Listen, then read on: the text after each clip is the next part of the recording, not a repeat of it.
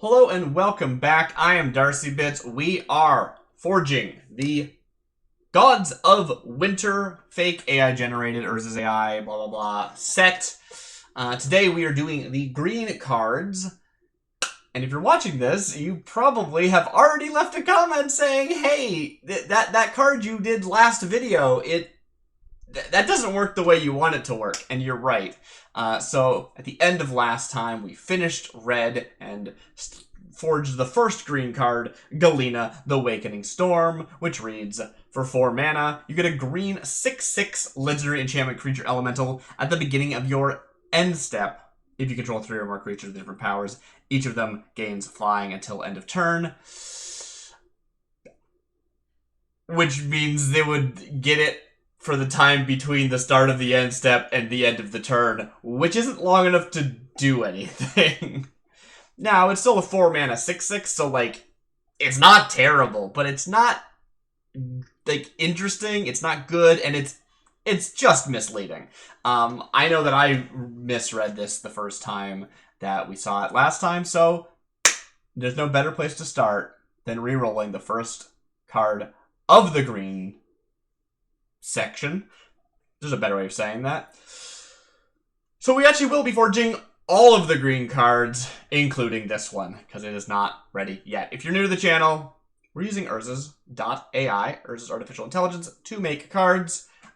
Rolling a card is just clicking on this and seeing what shows up. If you want to know more about how Urza's AI works, there's plenty of other videos that you can look at, and there's also a Discord you can join, but please just check out Urza's.ai and you'll get there. So, let's get started. Demigod of Winter. Okay. Is a 4 mana legendary enchantment creature giant. I wonder if that's actually giant god, because that would be kind of cool. But I also kind of like the idea is like, no, this isn't a god, it's a demigod. It is not a god, definitively, right? Like that's kind of an interesting. That's kind of an interesting, so Other gods you control get +1/+1. This is such an interesting take on a card. Also, it looks like this might be a giant that is a mountain. I don't know. It very much is like, hey, gods are going to be a thing in this set. You should totally get ready. Like, have this cool central piece to your thing when you're drafting. I don't think there's actually that many gods, unfortunately. There's some, but there's not as many as I'd like.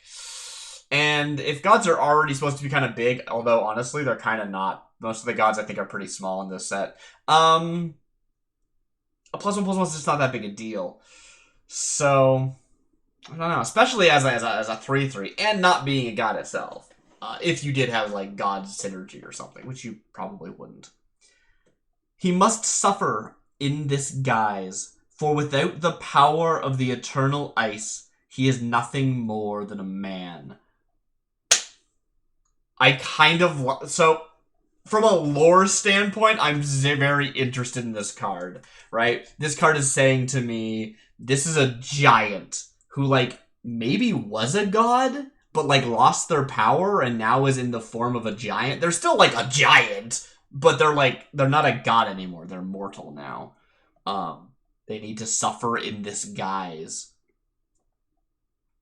For without the power of the eternal ice. Like, there's something going on there, lore-wise, that I really, really like, and I don't want to throw it away. So I think Demigod of Winter makes the cut amazingly. Hopefully, maybe green's gonna get a lot more gods than the other factions, the other colors. That could be really cool. Let's see how that goes. Oops, a little bit too far. Arachnus Plague is a 2 mana green enchantment aura. Enchant creature. When enchanted creature dies, destroy target creature an opponent controls. This kind of sucks, but also kind of doesn't in a weird way. Like, I feel like green just does not very often get direct removal like that, right? Like, straight up, just destroy something. So it's usually like fighting, or it's based off of a creature doing something. So the flavor of green is you get your creature to do it. And this is saying like, enchant creature, when this creature dies, it takes someone down with it. Which actually feels pretty flavorful for green. It's very slow, it's 2 mana, it's sorcery speed, it's an enchantment. Like, it doesn't... It's not good, but I think I like the flavor of it, and, like, I would definitely run this in limited, right? You throw it on something, say, don't kill my big thing, or I'm gonna kill your thing, and, like, you use it more like a threat. Like, I actually really like the design of this. I think it could probably afford to be cheaper, but otherwise, I like it a lot. As my thoughts can go no farther than this shell, so can they spread no wider than this wound. Droneth. I don't know what Droneth is supposed to be. I do like to go and add legendaries at the end of these, like, based off of the cards that we end up seeing. But Droneth, that's not going to make any sense. I wouldn't know what to add for Droneth if I was going to make a card for them. Deep Root Behemoth. That'd be cool if this was a giant. Deep Root Behemoth is a 1-mana, 1/1 green human druid. For green and sacrifice Deep Root Behemoth, regenerate target white creature. This card's stupid. But green-white is... I won't be surprised if green-white becomes a color pair in this set. So having some internal, like, some inherent synergy is not a bad idea. Like, that's not bad. This is kind of okay. It's just, like, a little annoying. Like, being... I don't think this effect is so strong that it should have the drawback of it being a white creature. But, you know, 1 mana, 1/1, you use that for a while, then later you can use it to save the life of some bigger thing that you actually want. But a white creature? I don't know. She may have fought alongside us, but her strength was no less fierce. May her spirits soar as we have. Yarok, Yawgmoth Lord. I think I'm going to reroll this one. As with almost all my videos, I'm going to talk a little bit about this. I don't have any specific rules for what gets rerolled and what doesn't. We're just kind of feeling this out as we go. Maybe in the future I'll do one with a bit stricter rules, but for now we're doing this. Hollowed Spring / Brood Tyrant. This is the fact that the AI sometimes will try and make split cards, but doesn't actually know how to format them, so we made Hollowed Spring, basically. Hollowed Spring is a 1-mana, 1/1 creature spirit. That's kind of cool. I don't know why it's a bird, but whatever. It's not a bird. I'm just talking about the art. It's not a bird. It's important to remember. Hexproof. This creature can't be targeted by spells or abilities if your opponent's control. It's true. And green and sacrifice Hollowed Spring. See? It's the first one. Target creature can't block this turn. Do I like this more or less than the last one we saw? I mean, you always gotta remember, it's a 1-mana card. It doesn't have to be amazing. It probably shouldn't be amazing. So, like, you know, this isn't a power level thing. It's just sort of a structural thing, I guess. I probably should have kept the other one, like, if I think about it. It's just, like, so frustrating that it doesn't do anything if you're not playing green-white. It's just a 1-mana 1/1. But anyway. Sacrifice this. Target creature can't block this turn, which is potentially quite useful. And it's hexproof, so you get to save it until such a time. I'm going to reroll on the grounds if I just don't feel like having this, like, fake, like, half-baked split card in the set. As their priestesses sacrificed to Naya, the rune bearers worshipped only as winter gave way to spring. Fungal Plunderer, that is a cool name, is a 1-mana, 1/1 plant skeleton. As an activated ability, you can sacrifice a creature. Fungal Plunderer gains Infect until end of turn. Oh, wow. Generally, I don't like Infect. But this is kind of a cool way of doing it. Like, having to activate it every time instead of just being able to be like, I always have this, is kind of cool. Being only a 1/1 to start is kind of cool. You know what my main problem with Infect is? I don't need to talk about this. Point being is, Infect shouldn't be 10, Infect should be half of your starting life total, and therefore it would scale to Commander in a much more convenient, reasonable way. That's all, never mind, let's continue. Fungal Plunderer, I'm going to keep this. I think it's cool. I think it's weird. It's probably its main benefit is being a sack outlet, not being a... not the Infect part. I'm sure some decks will take use of the Infect part. And we have... I mean, in like the last set... Not the last... You know what I'm saying. In Dominaria, we had like one card with Infect, right? The idea of having like one-off cards with Infect is something we're seeing these days. So maybe that's totally reasonable. I don't know. When the fungus takes hold, you see your strength through another's eyes. I don't know what that means, but it's cool. Green Nymph is a 2-mana enchantment creature nymph. That checks out. It's a 2/2, and it has green, sacrifice Green Nymph, you gain 2 life. We are seeing a ton of green sacrifice this for event payoff in green so far. That is wild. Maybe it'll come together with a lot of like sacrifice payoff. That could be really cool. Green already does do that, so it's not unreasonable. I think we keep this. I think, again, like, we're not trying to build and maybe not again. Again in the series, not really today. I haven't talked about this a ton today. But I want to make a full set. We're making a full set here. You got to have your commons that aren't super exciting. 2-mana 2/2 that has a fringe upside. Perfectly good in limited. Let's go. Her habitat is a murky swamp, yet she blooms in the purest of water. Does that mean they won't bloom unless they, like, touch pure water? That's cool. Scar of the Erstwhile is a 3-mana 2/2 enchantment creature, human scout. Interesting. Sacrifice Scar of the Erstwhile. Oh, wow. Return target non-land permanent card from your graveyard to the battlefield. Oh, wow.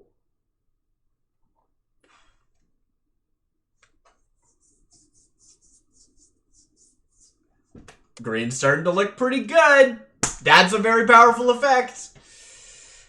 In green, let's see if we get any, like, big Titan of Industry cards to cheat out. Return target non-land permanent card from your graveyard to the battlefield. And that can hit enchantments, that can hit artifacts. It's pretty good. It's just a 3-mana res something, really. Like, if this was just a sorcery that said 3-mana resurrect something, that's already very strong, right?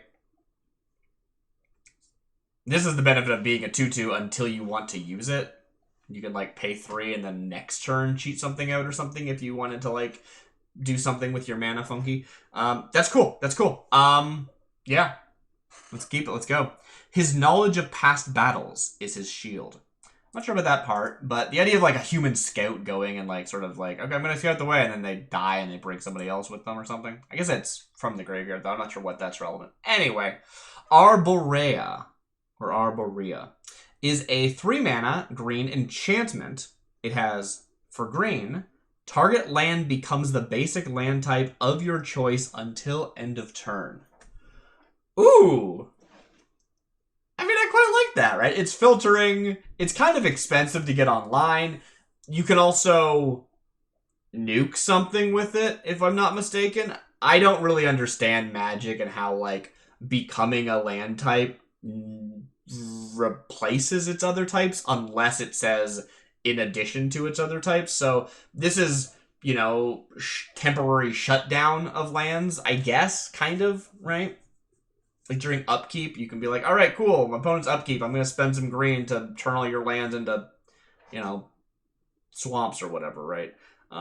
Maybe even waste. I don't know. Is that legal? You know what I'm saying.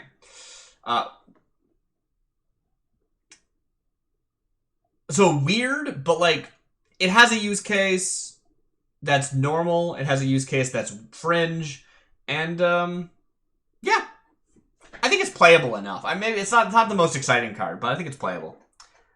When the mountains began to feel the first breath of life, the valleys spoke first. Our roots became deeper, our fires became brighter, and from our depths, our future began to emerge. Rorix. That's awesome. That's so good. That's excellent. Alright. We did it. That's cool. Remember Rorix. They seem good.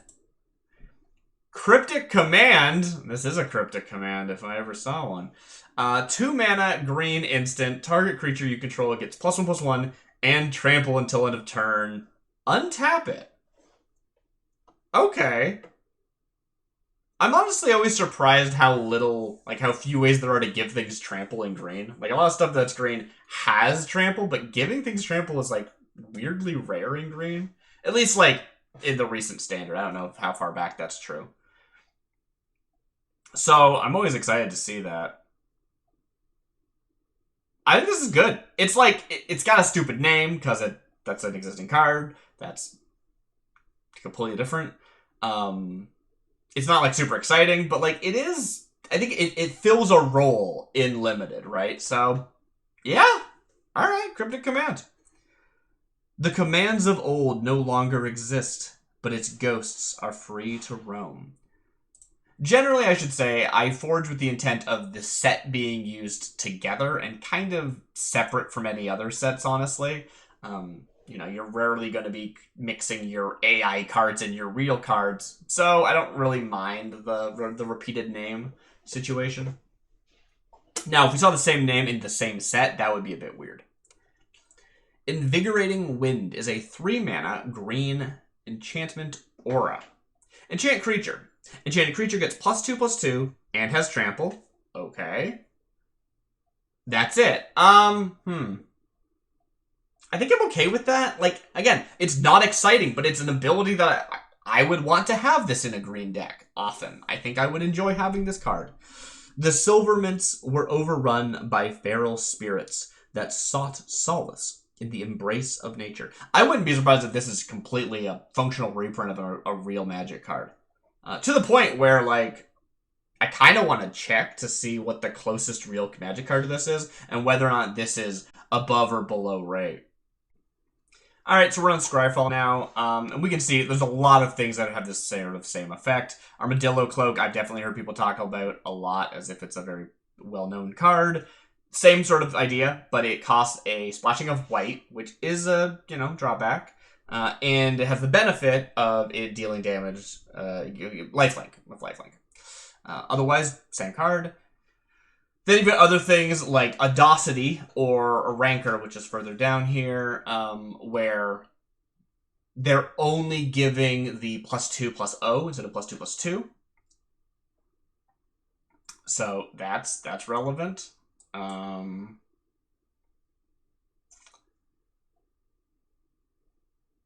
Other things, 1 mana just getting trample, which I guess you would never use this with Rancor, although I do know Rancor is a very weird exception to the expected balance, so it's hard to do. This is like kind of what we've made is the most sort of boring normal version of this effect, right? It's +2/+2, no other upside. But if we compare it to other things, I think it's not, I think it's about right. You'd stick it in common, and it would be really nice. It'd probably be really nasty in limited if you were finding it at common. Like this is like uncommon, this is uncommon. Like, yeah, I think it's about right. Dragon Fangs is +1/+1 in trample, but it has another benefit of coming back when it dies and stuff. Equestrian Skill is +3/+3, but it's only trample if it's human, and it's 4 mana instead of 3. Like, Yeah, I don't know. I think it checks out. I think it checks out a lot, actually. Cool. I shouldn't spend too much time on this.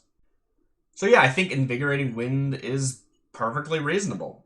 Not exciting, but fills a role in a limited set and is pretty on curve, not on curve, on rate for other similar effects going further back. The Silvermints were overrun by feral spirits that sought solace in the embrace of nature. I think I already read that. Moving on.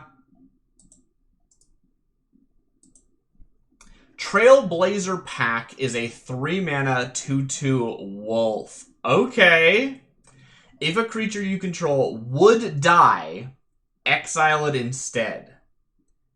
When the creature returns under your control, put a 1/1 counter on Trailblazer Pack and you gain 1 life. I mean, so the way this reads, it sounds like it wanted to say, like, exile it and then return it to the battlefield or something instead of dying, which would make this card super strong. Like, holy crap, that would be a powerful card. Instead, what it's saying is exile it. Now, I guess if you had some way of, like, returning it from exile with a different card, the other part is kind of an upside, potentially, but, like, that is very specific and very unlikely to happen. This card's just bad, honestly. Your stuff gets exiled instead of dying, which is a big deal. The other part's not going to happen. It just isn't going to trigger. Yeah. Crouch down. Run with your pack. Tolerand Dejected Exile. A lot of that going around. Sunscape Healer is a 3-mana 1/1 elf shaman. Tap, add 1 color and 1 mana of any color. We saw a card earlier, I think. Maybe it was this set, maybe it was a different set. I honestly, they all blend, like, they bleed together for me. But I think it was a blue card where I was like, you know what, this effect's not very good, but in blue it might be worth it because in something like green you'd find it cheaper, but maybe blue you'd pay the extra for it. A more expensive version of that same effect. Here, we're in green. Is this good enough? And I think the answer is no, but it does say 1 mana of any color. And, like, fixing is a big deal, you know? Might be worth it. I'm going to check again. I'm doing a lot of checking today, it turns out. So this is a worse Alloy Mirror. Alloy Mirror not requiring any colors, put it in any deck. And it's a 2/2. So, just blatantly below rate. Above, you know what I mean? Bad. It's overpriced for the same effect or understated, but like very barely.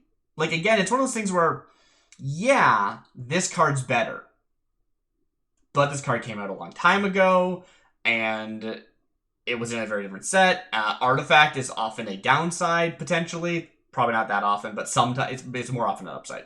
Whatever. I'm not sure if it's a fair comparison, other than the fact that it is a 3 mana for this effect. So, I don't know. We're paying 3 mana for this effect. And we got some relevant, like, creature types. I think I'll keep it. It's not... I'm going to check. I'm going to check to see if there are, like, any actual green, like, relevant cards. It's also a Birds of Paradise, but that card's... I think that's very well known as being kind of a top-tier card, isn't it? So, I don't know. Okay, here's the one. What I was really wondering is, do we make a card that already exists? Did we make a functional reprint? And the answer is no. Well, maybe we did. I don't know if we did or not. I did not. I don't know if we did or not. But this card, which is recent, I believe that's Capenna, is it? That can't be. No, that's actually Dominaria. Dominaria United, isn't it? I should check these things before I start talking. Anyway, it's exactly the same except with Death Touch. Otherwise, it's identical. Ours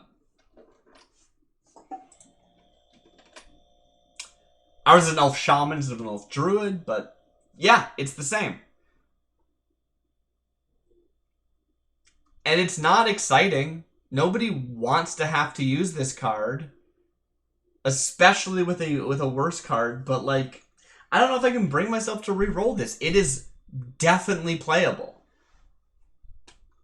I'm gonna keep it. Sometimes you get a worse card. Yeah, what you gonna do? Actually, oh yeah, this is even common. It's even still common. Yeah, not you can't even make the like rarity argument. The priests of Azmara. The priests of Azmara provide shelter for the destitute and healing for the sick. Honestly, all in all, this card's kind of boring, but let's move on. I shouldn't spend too much time on it. Sly Griff is a 2-mana 2/2 elf scout. Not actually a griffin. Whenever Sly Griff or another elf you control dies, create a 2/2 green bear. This card is awesome. Oh, heck yeah, I'm into this one. This one's great. We got there. At our earliest bows and furriest, this is so dumb. At our earliest bows and furriest pelts, we have proven our mettle. Spirit Way of the Elders. No, this card's great. I love this. Yeah, no, that's excellent. And we got Elf Payoff, which is important to have in green, it feels like. So, cool. We already have some green elf cards, so yeah. Fairy Flute is a 4-mana instant. Target creature gets +2/+2 and gains reach until end of turn. This card's overcosted, I think, right? Like, dramatically? Yeah, I think this card's... I always, like, question myself, because I don't know things. The fairies whispered to him of elves dancing beneath the frozen peaks. We are getting, like, interesting, like, cohesive lore so far, I feel like. There's something that the elves are doing in this winter, which is interesting. I sort of expected them to be a bit more like, oh no, everything's freezing and dying. And they're just kind of like, oh yeah, sweet. It's still nature. It's just cold now. I'm re-rolling this one. It's 4 mana. It can be better than that. Eladamri? Okay, Eladamri's here. Eladamri's Devotion is a 4-mana green instant. Creatures you control get +1/+1 until end of turn. Scry 1. Huh. I quite like this. It's 4 mana. It hits every creature, so if you're going tokens, that could be a lot. It scries as an upside. I don't think this card comes together somehow. I don't know. I feel like you can do more for 4 mana. But maybe, I don't know how much the going rate for +1 to all your creatures is. When Rhymeweaver Durden vowed to slay Eladamri, she was bound by her oath. I also just kind of put off by Eladamri being involved. I don't know. I'm not into it. Awaken the Dead. Okay. 4 mana, instant. Exile up to 2 target cards from your graveyards. Draw a card. No. It's not. This is not the thing. With corpses fallen from battle, the soil feeds on their memory, revealing other worlds where the fight continues. Alright. Let's not get too hung up, but 4 mana is a lot. Acidic Sludge is a 4-mana instant. Acidic Sludge deals 3 damage to target creature. You can do better than that. I learned long ago that what goes in comes out. Akiri, God of Storms. That's funny, but weird.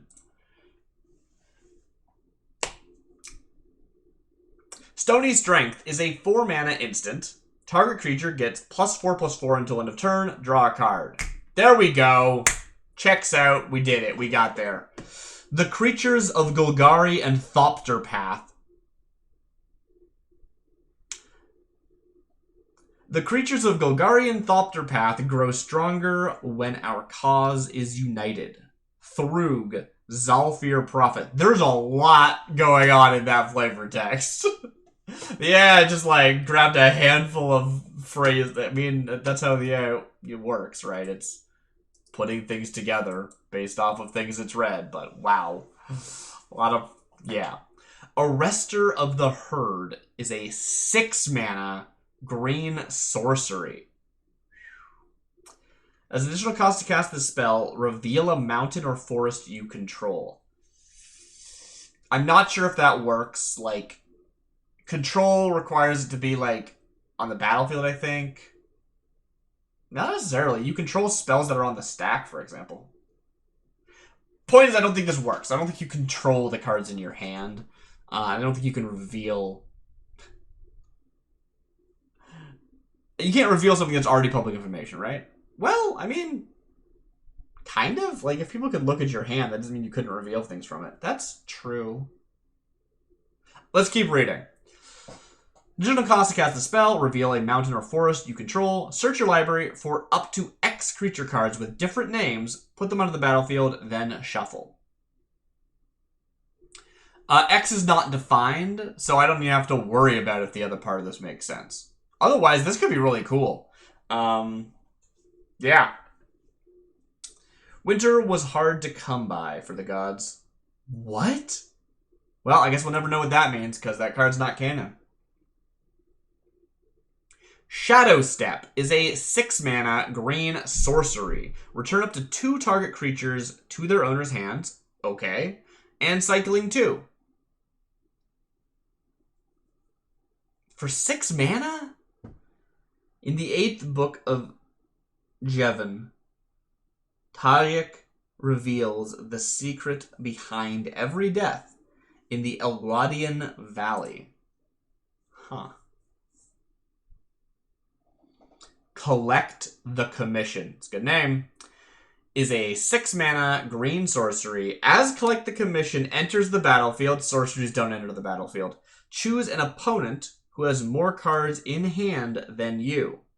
You draw a card for each card chosen this way. You're not choosing any cards. Okay, cool. Let's move on. I will read this, sure. When Carvtech Goliath slays his adversary, the sergeant who serves under him chills to death too. There you go. Command the Storm. Did we? This card either exists or I've made a card with this name before. I don't know which. Maybe both. Command the Storm is a 6-mana green sorcery. Command the Storm deals 5 damage to any target.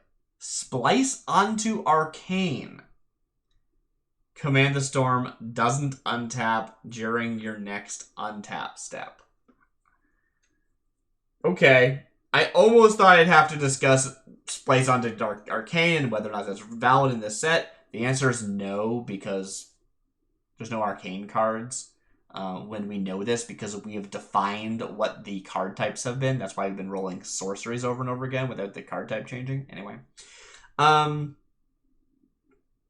So besides that, the effect doesn't do anything. Command the Storm doesn't untap. It's a sorcery. It doesn't, yeah. Strength of those without voice is great. Wipe Away Tears is a 6-mana green sorcery. Return all non-land permanents to their owner's hands. Yeah, that's the one, right? Whew. I mean, I think you can do better than this, but also we've rolled this a bunch of times already. And it's like, you'll play this in situations. I know you will. And sorcery it's a bit scary because your opponents get to like rebuild before you do, but I don't know. And it's 6 mana. I'm really tempted to roll this again. I really, really am.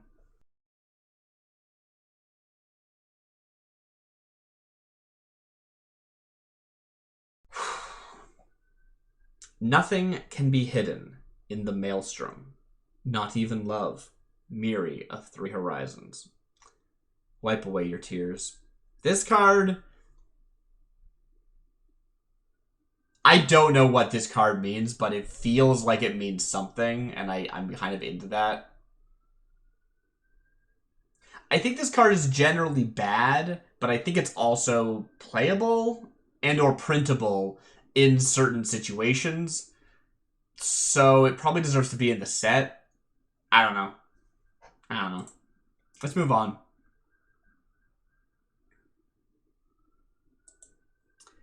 Gore Claw Skulker is a 3-mana 2/1 Bear Spirit. Ooh. For green, Gore Claw Skulker gains Death Touch until end of turn. This card would be better if it was a 2/2 for 2. I'm gonna re-roll it. Do I need to? I don't know. I'm not excited about this, but that doesn't mean it's bad. I think it might be bad. The winter falls, a cold wind comes, cutting through the flesh and bone. The strength of gore warriors bred to the bone. What? Is an added advantage. Nah, I'm gonna do it again. I don't think I need it to that time, but whatever, I want to. Cologan's Renegade. Is Cologan someone? I don't recognize that name. I recognize some Magic lore names. I don't recognize that one. Cologan's Renegade is a 3-mana human druid. It's a 2/2. When Cologan's Renegade enters the battlefield, create 2/2 green wolf creature tokens. That is a lot. That is 3 2/2s for 3 mana. Whenever a creature you control deals combat damage to a player, create another 2/2 green wolf creature token. This card is too good. And that's exciting, so let's keep it. Sometimes it's fun to play with really strong cards. The worst predators on Ravnica do not set out for easy prey. So wait, that card's busted. I shouldn't keep that. Winterveil Mantle is a 4-mana green aura. I should say, if anyone jumping in right now, there are more Bororokan cards in the set already. It's fine. Green's got to have something to fight back with. Winterveil Mantle is a 4-mana green aura. Enchant creature. Enchanted creature gets +3/+3. This is boring.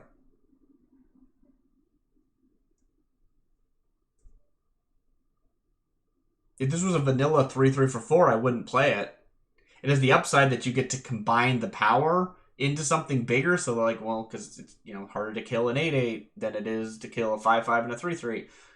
But it has the downside that you need a body to put it on. So yeah, no. Winter is a lonely time, but it's also time of learning. Ichor Crawler. Ooh. Ichor Crawler is a 4-mana green enchantment. Creatures with power less than Ichor Crawler's power can't block it. I know there's enchantment creatures in this set, but this is not one of them.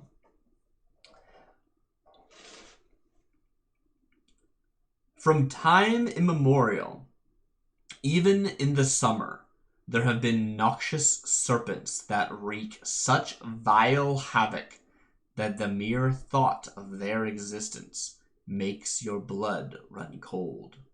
Relgoth, Embereth, Hearthmaster. That has nothing to do with this card. Okay. Undergrowth Enchantment is a 4-mana green enchantment. It's an aura, enchant creature. When Undergrowth Enchantment enters the battlefield, tap enchanted creature. Enchanted creature doesn't untap during its controller's untap step. Huh. Okay, it's a Yeah, it's a tap down effect in green, which is weird for green, but okay. Would green like this? It's expensive for what it does. It's 4 mana, and it doesn't even kill them. Sometimes not killing them's an upside, but usually it's a downside.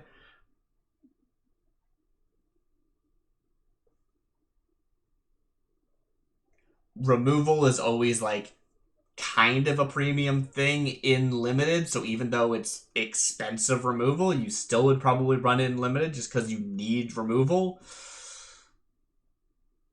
It obviously doesn't feel flavorfully like green because we were used to seeing this effect in blue, but maybe that's why it's like kind of okay that it's a bit more expensive. I'm going to allow it. Maybe I shouldn't. Maybe I'm completely arbitrary and have no consistency. Every heartbeat, the skeletons on Akros fight for dominance. Every heartbeat? Wow. That doesn't mean anything. It's not like they start and stop every heartbeat or anything. Arctic Observer is a 1-mana 1/1 green elf scout. Gotta get those scouts in. Into all the scouts that we're seeing in this set so far. All 2 of them. When Arctic Observer enters the battlefield, scry 1.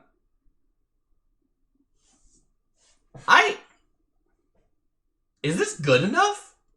I mean, it's a 1-mana creature. Like, it's not supposed to be the most broken thing in the world. Is this good enough? Maybe? I mean, I'd run this in the deck that needed elves, you know? Like, if this elf dies and turns into a bear, that's great. You play it for 1, you scry something, then you die, you sacrifice it to something. Like, yeah, I think maybe this is fine. As long as we keep this from wandering off the edge of the world, we'll never have to worry about it freezing to death. Huh. I don't know what that means. That sounds important. Kind of. Thawing Wave. Thawing Wave is a 1-mana green instant. As an additional cost to cast this spell, sacrifice a creature. Whew. Storm. Okay. When you cast this spell, copy for each spell cast before this turn. You can choose new targets. So, Thawing Wave is Storm purely for the benefit of, like, Magecraft, I guess?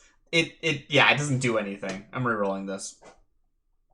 There are no wizards more proficient with ice spells than the mighty Keldons. Sure, why not? Seems reasonable. Embalm is a 1-mana green instant with buyback, generic, and black. Ooh, okay. You may pay an additional generic and black as you cast the spell. If you do, put the card into your hand as it resolves. Buyback is busted. It's so broken, they don't print it anymore because it's too busted. What can we do infinite number of times for 3 mana? Return target creature card from your graveyard to your hand.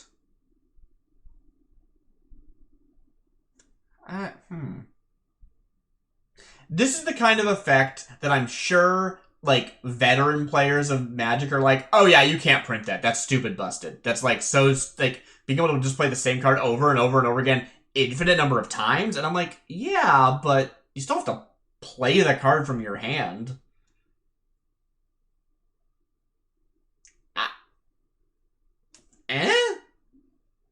I don't know if this is terrible. Like, I don't know how broken this is. To me, this isn't too broken. To me, this is 1 mana, put a card from your graveyard into your hand. That's just a real spell, I think. And then you spell an extra 2, which has to be in a separate color. You can't do it in mono green or whatever. That's interesting. And then the benefit is that, in addition, you draw, like, this card back. I guess this is 3 mana draw 2, right? Because you were drawing a copy of Embalm and the creature from your graveyard. I'm okay with this. Even when he is not consciously trying to, Zadot possesses a delicate, magical touch. Okay. I'm okay with that. Oops. Howling Wolf is a 5-mana green 3/3 wolf. When Howling Wolf enters the battlefield, creatures you control get +1/+1 until end of turn. Okay. So we were talking previously about what is the going rate for giving your entire board +1/+1 for a turn. Here, you're spending 5 mana for that effect, but you also get a 3/3.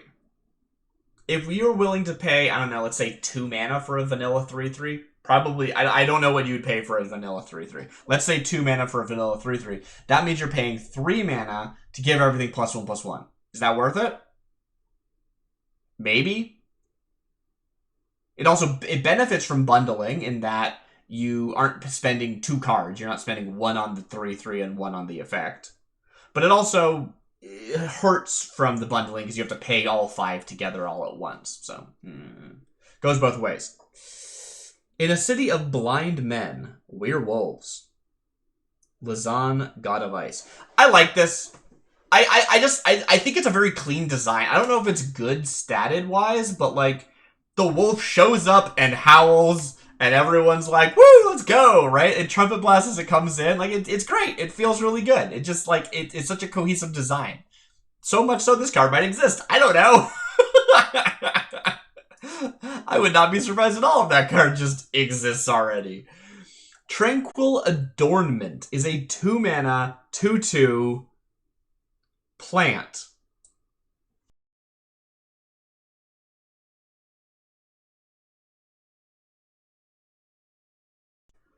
Tranquil Adornment gets +2/+2 as long as you control another forest.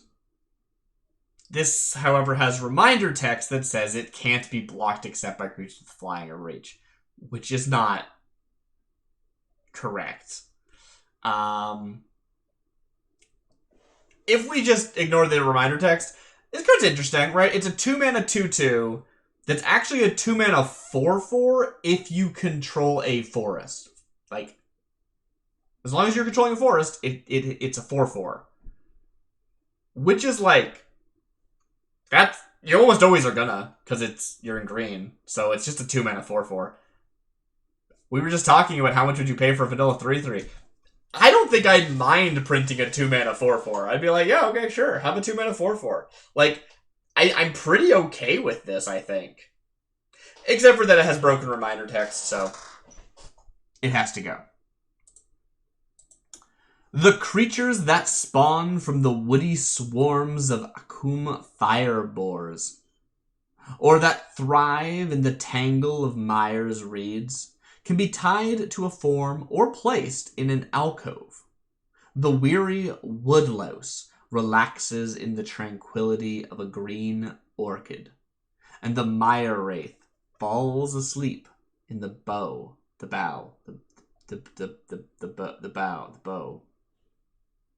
a bow, right? Yeah.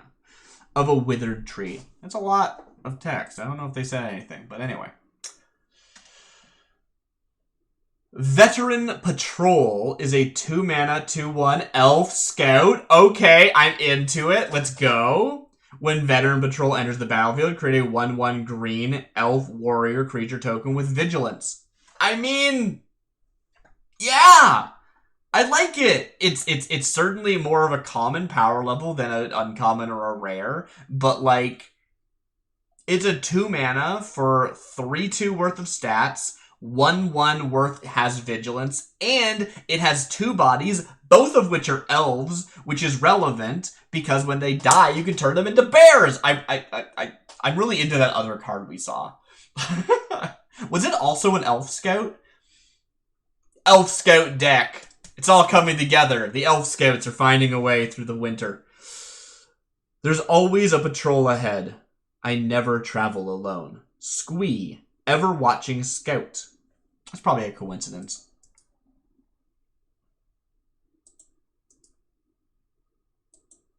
Glade Wall is a 2-mana 0/5 plant wall. I want this card to be real. This is my jam. I love this stupid type of thing. 2 mana 0/5 that can be regenerated for 1 green? Oh, this is so good! I didn't say that. It's a plant wall, it's an 0/5, it has Defender, as you might expect, because it's a plant wall. And it has, for green, Regenerate Blade Wall. This is so good. I love this card. I love this card so much. This is... I know I get excited about the stupidest things that nobody cares about, but I love this card. Though fire never entered the monastery's walls, it is a living thing that can be left to its own devices. What? Okay. I love that. I love that card. I love that card so much. Blade Wall. I want that. Stone Gargoyle is a 3-mana 2/2 worm. Not worm with a U, worm with an O. Which, I should say, in case you don't know, there is precedent for worm with an O in Magic. Like, that is an actual pre-existing printed creature type. This is a Stone Gargoyle, however. When Stone Gargoyle enters the battlefield, you gain 2 life. I don't expect 3 mana for a 2/2 that gives you 2 life is good. I do think that it's probably printable, and you might play it if you're playing a life gain deck, which we know life gain decks are a thing. We haven't seen life gain in green yet, but we have seen life gain in white, and I think also blue. And there might have been some like green-white stuff already shown. I don't remember, but I could see it. I could definitely see this being good enough for a lot of decks, and that's okay. I'm not excited about it, and the name is weird, so let's see what its flavor text says. If it's cold enough, they can even chew on your face. I'm gonna go again. Part of me doesn't want to go again, because, like, it's just cool seeing a worm. Like, that's fun, but it's not a worm. It's just, Aspect Broodmaster is a 3-mana green lizard warrior with power and toughness ***. It has reach. Aspect Broodmaster's power and toughness are each equal to the number of creatures you control. Creatures you control with power or toughness equal to or greater than the number of creatures you control are an additional 1/1 creature in addition to their other types. Dang it! No! It was so close!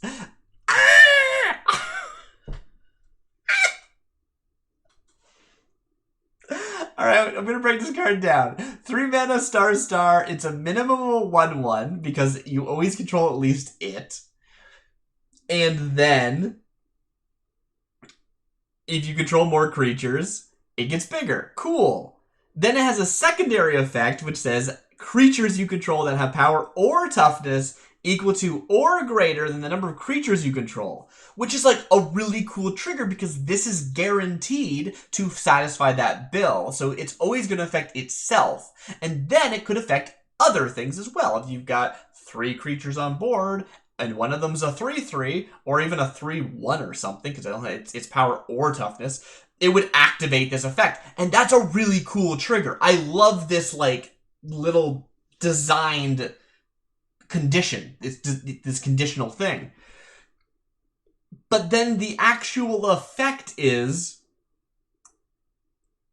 those creatures are an additional 1/1 creature in addition to their other types? What does that mean? I mean,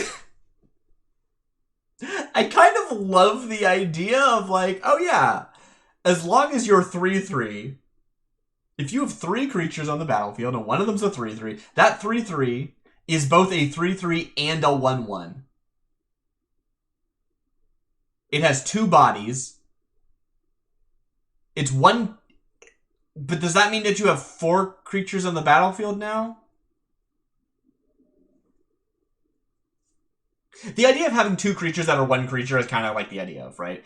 What we see normally in Magic is like ETB, make a token, and then so that one card that represents 2 people is actually 2 units. One's the actual card and one's a token. That's like what we normally see. The idea of having 2 that are sort of linked together, like if the card goes away, they both go away, but they all otherwise act as like 1 unit. I don't know how that would work. Obviously, Magic's not supporting it. Like, that's not something that Magic does. So, you know, you could endlessly theorize how it could work, because it doesn't. But, it was so close to being really, really cool.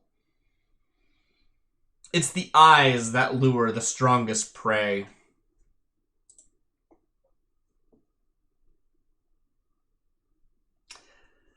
Sajiri, Master of Divination.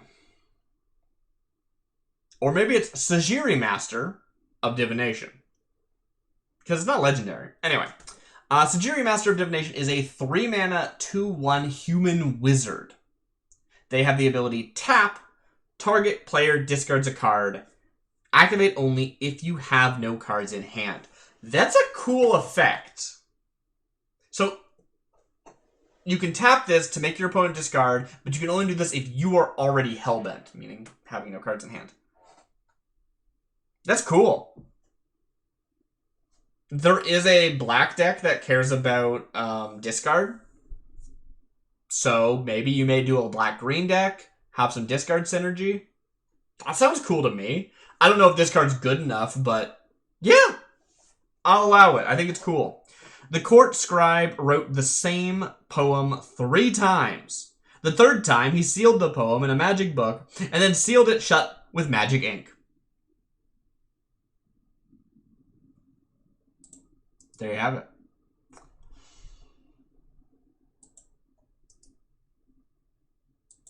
Boreas the Wind is a 4-mana, 2/2, legendary, enchantment, creature, cat, something.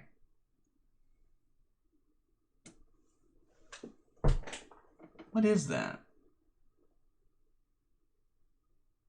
Like, I'm trying to guess what it might be. It's not SH, I can tell that. So it's not Shaman. It's not SO, so it's not Soldier. It doesn't look like SC, so it's not Scout. I have no idea what that second word might be. Anyway, Boreas the Wild is a 4-mana 2/2. It enters the battlefield with X when one counters on it, where X is its power. So, that's interesting. If you could somehow, like, I guess make it enter with more power, it would get a bigger bonus, right? That's kind of cool. Has Magic done that? Like, I know other card games have done that sort of effect before, right? Where it's like, okay, if this enters... This is a 2/2 that enters with 2 counters on it, so it's a 4/4.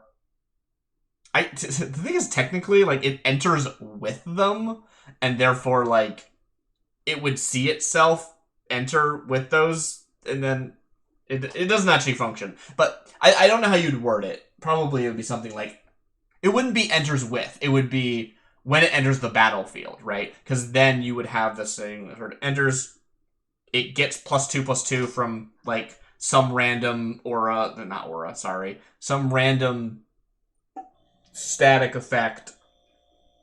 I don't know my Magic terminology well enough. So now it's a 4/4, and then it gains +4 counters or something. Like, I feel like that there's room for that to exist. I don't know how you would word it in the parlance of Magic, but yeah. Either way, in this case, I don't know.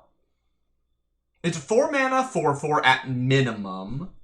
Its wording is debatable. I don't know if it's worded correctly because of the order of operations of how cards enter the battlefield and stuff. I don't know if it ever is going to be anything bigger than a 4/4. Maybe it could, maybe it couldn't. I don't know. And then it also has that cutoff subtype. Now, legendary enchantment creatures, or even enchantment creatures, they take up a lot of space on the type line, so we're going to allow cutoff names. And cat actually fits great there. But we know there's another word, and that really frustrates my little brain. So, like, I'm gonna re-roll it on grounds of that. And maybe, I think I can justify it in that I don't know if this card actually functions. You would have to ask a judge if it works the way you think it works, and it would create a bunch of debates. So even if there's a real, very clear, actual, real rules answer, I think it's safer to not print this card. That is my notes to the fictional dev team of Gods of Winter. Yes. It smells of snow, frost, and open skies. It makes people forget to be wary. Maribel, Defender of the Grove, is a 4-mana, 2/3, legendary enchantment creature elf druid. That's definitely druid, I can tell. Creatures you control get +1/+1 and have trample.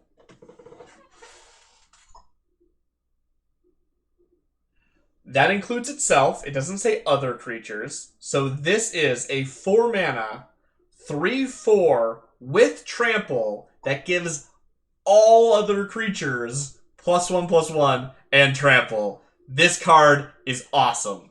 Is it too powerful? Probably not. Is it too weak? Probably not. I don't know. I don't know. Power level, I don't know. But it's cool. It's flavorful. I don't know if it's flavorful or not. It looks fun. I like the name. I like the idea of this, like, legendary creature. When I say flavorful, I guess I mean, like, the fact that it's, like, a big legendary creature and it affects your whole board. I want my legendary creatures to be, like, impactful, and it looks impactful. I guess that's what I'm saying. When a spirit sees my potential, it speaks my name. Yoris Kale. Oh, Yoris Kale. I want to know more about that person. Yeah, this card's great. I love it.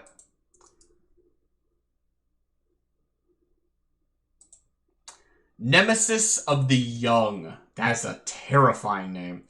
Nemesis of the Young is a 5-mana, 3/4 enchantment creature spirit. I really like how a lot of the enchantment creatures are spirits. It's really, really fitting.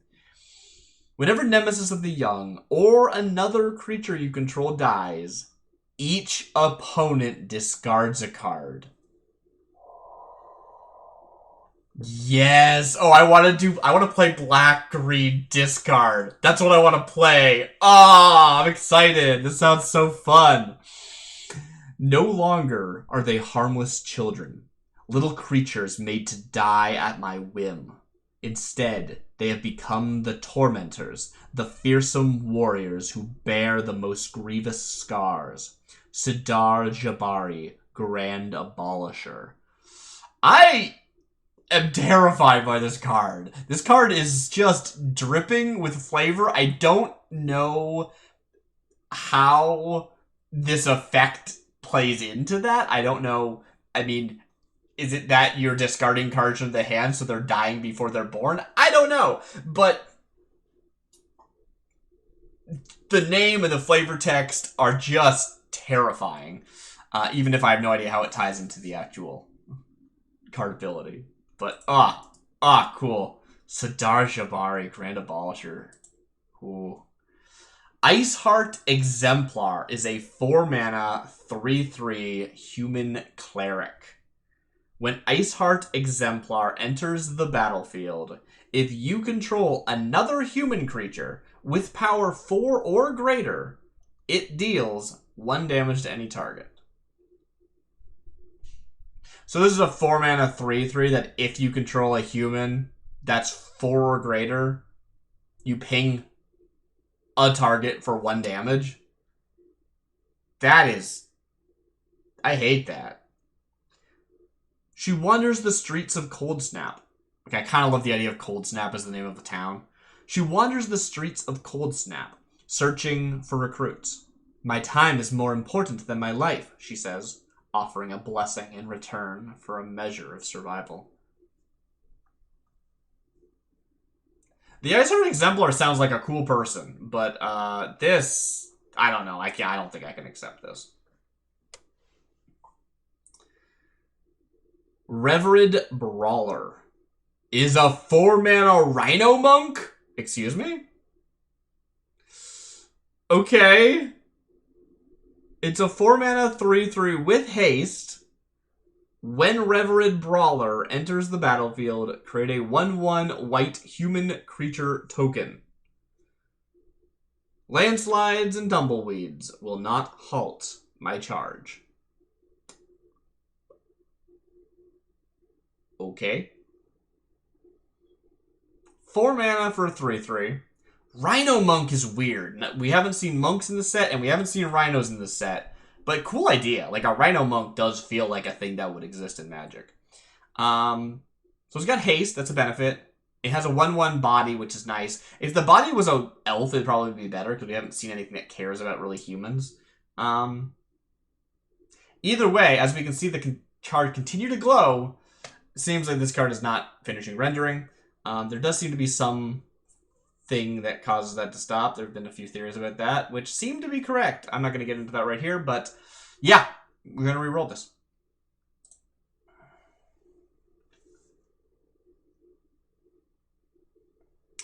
Cyclops Worm is a 4 mana 3/3 worm, spelled with a U. For 2 mana, Cyclops Worm gets +1/+1 until end of turn. 4 mana for a 3/3 with expensive. I mean, it's not fire breathing because you're getting the toughness as well. I don't know if there's a community agreed upon term that means get +1/+1 till end of turn. Maybe there is, but I mean, maybe that's fine, right? It's more expensive than fire breathing, but you also get the toughness. That's relevant sometimes. Nah, I'm gonna get rid of it. Its screeching laughter is mocked by the quiet roar of the ravening hunger. Oh, of its ravening hunger. Bone Hewer Centaur is a 4 mana 3/3 Centaur Scout. Okay. When Bone Hewer Centaur dies, create a 1/1 green sapperling creature token.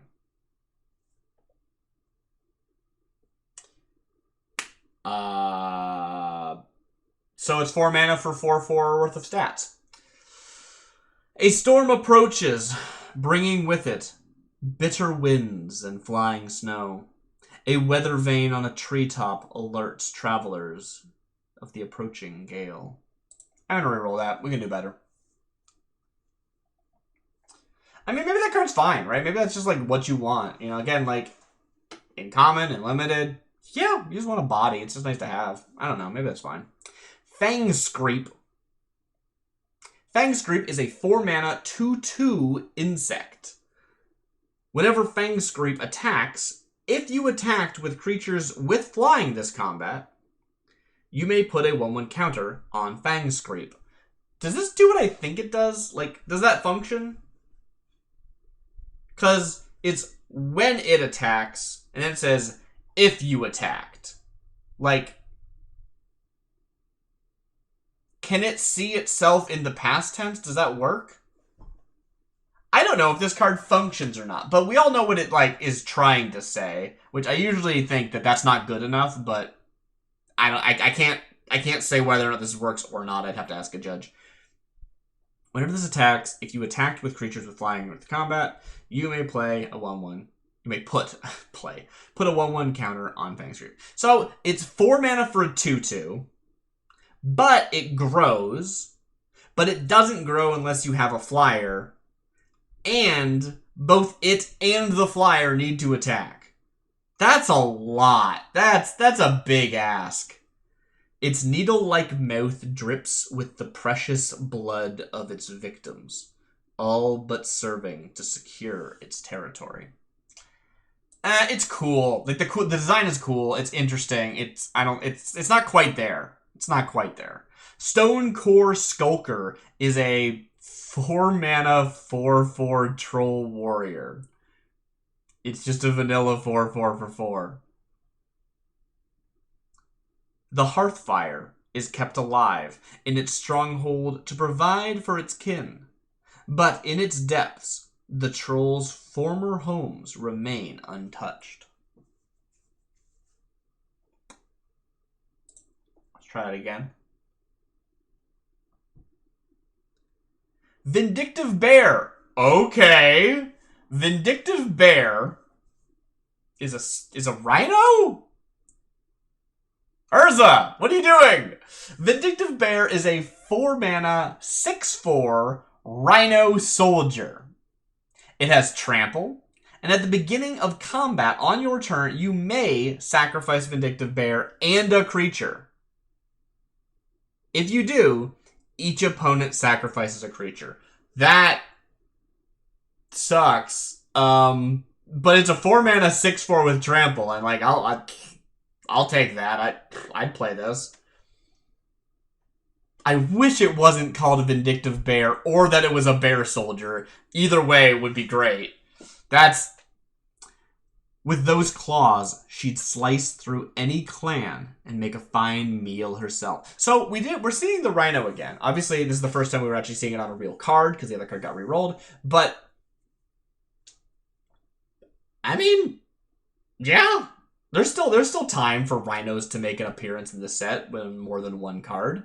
A bear is clearly like some kind of, you know, honorific, you know, like the bear warrior, you know, and they're just some guy, you know. But in this case, they're a rhino, which makes it feel really weird, but if you're a rhino person, you're probably not going to associate with rhinos the animal, so, like, it's fine. I'm going to keep it. The triggered ability is weird. The active beginning of combat is very odd. Defeat to death. Defeat to death is our first X card in green, and you know what that means. It's time to reroll till we get an effect that uses the X in a reasonable way. Woo! Defeat to death is X green, sorcery, destroy all artifacts. So it's 2 green to destroy all artifacts. The Romans of Tibur thought it amusing to tap into a goddess's fierce nature to accomplish the unthinkable. Well, looks like they failed.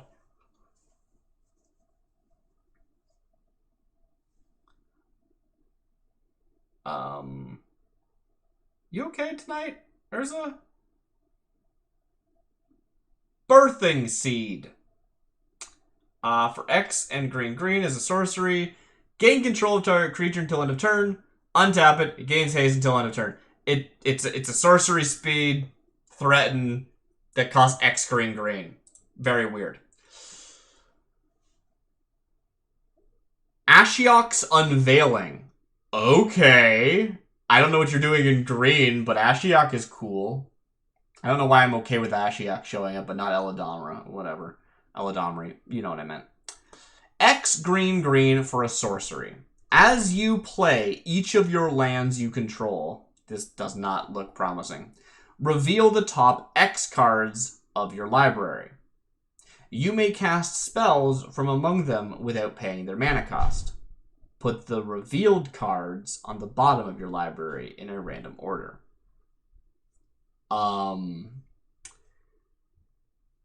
It's not like until end of turn as you play each of your lands.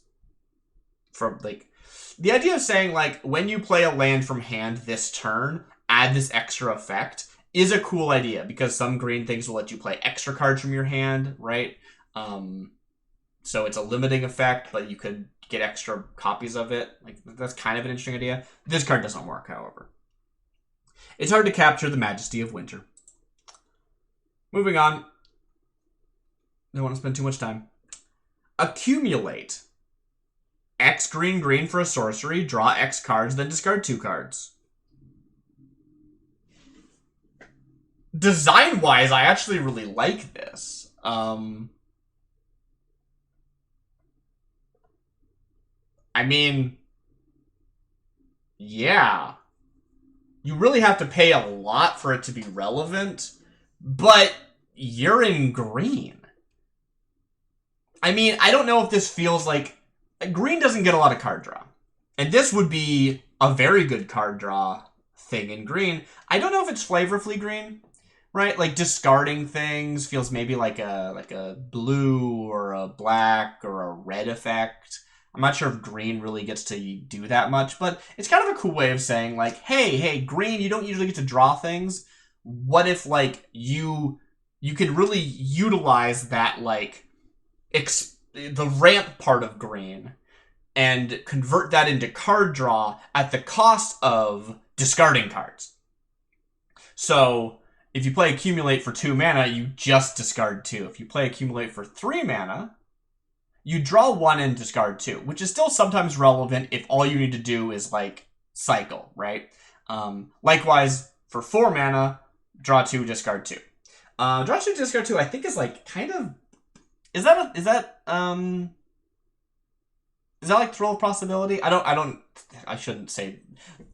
It's fine. Anyway, that seems like kind of not good still, but like interesting. This is sorcery speed, I should point out, so it does make it sort of ridiculous. But if we imagine, okay, you are a green deck, you're ramping, it's like let's say it's like turn 5 or something, okay? And you have like 8 lands, because you were able to get 3 extra lands in play. And you spend, if we compare to a blue spell, I feel like there are blue spells that are like 5 mana, draw 3 or draw 4 or something like that, right? If you spent 8 mana, which is equivalent to blue's 5 because they don't have the ramp that you have, you are drawing 6 and discarding 2. Which means you're drawing 4 net, but also it's the best 4 of 6. Like you get to draw, not even the best 4 of 6. It is you draw 6 and you get to keep the best 4 of them, like, or of your hand, right? So like, I think this card works. I think it's a really cool way of giving green card draw. It would be nice if X had a cap, right? Like, draw X cards, then discard 2 cards. X can't be higher than 7 or something like that, right? Like, that could be kind of interesting. I think that there is something to be said for, like, limiting the top end, because when you don't limit the top end, these things can get a little bit nuts, but maybe that's fine. I mean, you're going to discard your hand at the end of turn anyway, right? Like, if you spent all of your mana to draw 1,000,000 cards with this and deck yourself, you have no mana left to play the cards, so you really have to wait till you untap with them. Like, I think it's fine. I like this card, actually. And I don't think it's too busted to give card draw to green. Like, I think it's a really good way of giving card draw to green. Your ship, like all other wooden ships, collects the smallest winds and shifts with them. Tagara, Jagara of the Weatherlight. That's Jaraga. Oh. Tagara, Jaraga. Not the G and the A were flipped. G and the R. The G and the R were flipped. That's what I meant to say. Also, I forgot to click on this card, apparently. There we go. Whispering Aspen is a 3-mana, 2/2 enchantment creature bear. Okay. Whenever a forest is tapped for mana, you may put a 1/1 counter on Whispering Aspen. That is cool. Unfortunately, it then has reminder text which says damage causes loss of counter. Here's the thing. This effect is stupid busted, right? It's very, very strong. Holy crap, this thing is going to get huge.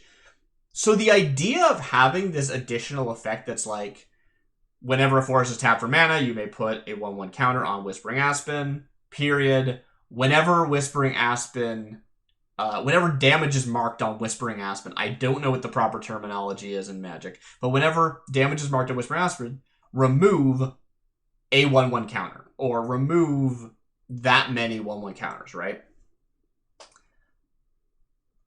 That's actually, like, a pretty cool way of keeping the card in check, because the card is busted. But being able to say, like, you know, but they're temporary, they'll get knocked off, is cool. Unfortunately, this card does not do that, right? This card just has fake reminder text for nothing. There's no word in the body text that reminder text is attached to. And I know some people have commented before about how, like, reminder text is not real text, basically. It's like, it's reminders for you, the player, so you understand how the card works, and they're truncations of rules. But this isn't truncation. Like, I feel like it still should make sense on the card. You know, I don't know. Maybe that's silly. I think it's different than, like, an ability word or a flavor word or something. Like, it's different. I'm re-rolling this. A shame. Enchantment creature bear, just seemed so cool. Fist of Winter. Okay, this seems cool too. Is a 3-mana 2/2 enchantment creature elemental with menace. Also, creatures your opponents control get -2/-2.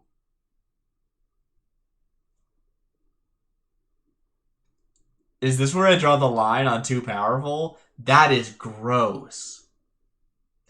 Even if this was just sorcery speed, 3... Like, okay, if this was sorcery speed, your opponent's creatures get -2/-2 until end of turn, I would definitely be like, that's awesome, you get to stay in, maybe it's too powerful, I don't know, I'd have to compare other cards. But I would like that card. I would be into it.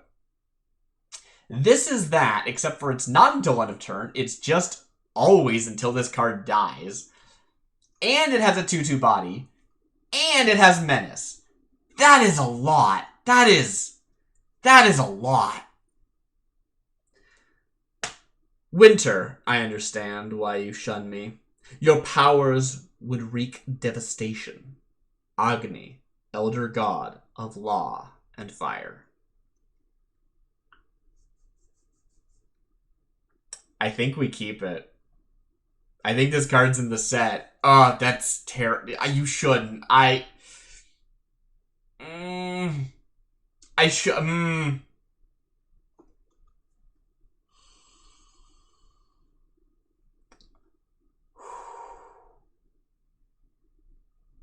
it's just not like there's no deck you're not gonna put this card in. This card's too good. It's so.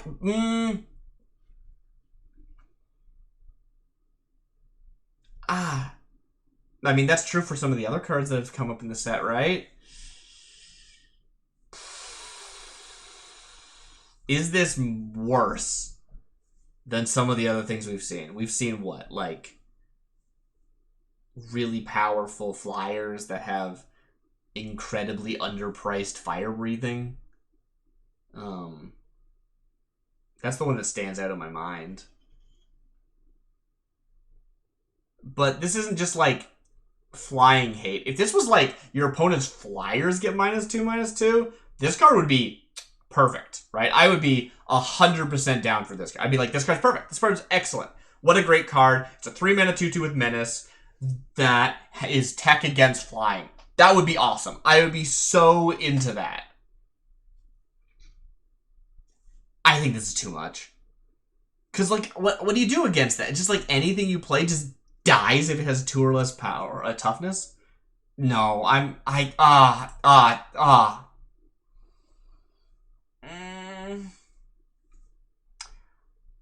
Stampeding Rhino? That's not appropriate. Stampeding Rhino is a 3-mana, 3/4 enchantment creature Rhino. Stampeding Rhino enters the battlefield tapped. Ruinous Pursuit. Trample. Which of course is flavor text. 3-mana 3/4 that enters tapped is just bad. Let's ignore the is Stampeding Rhino an actual card? I was thinking Siege Rhino that entire time, I just realized. Oron Reef. Heron Protector. The structure of that name feels a little bit legendary, so I don't know what to make of that, but whatever, let's continue. 3 mana for a 2/2 enchantment creature elf. At the beginning of your upkeep, if you control a creature with flying, draw a card. Flying payoff is a bit weird, but it's a solid design. Draw a card every turn, as long as you have a flyer. That's pretty cool. Have we seen any flyers in green? I don't think we've seen any flyers in green, but maybe this card is designed to be played with another color, right? That's reasonable. Let the cormorants stay. They give food to all of us. Eldra Roshan Shaman. Roshsan?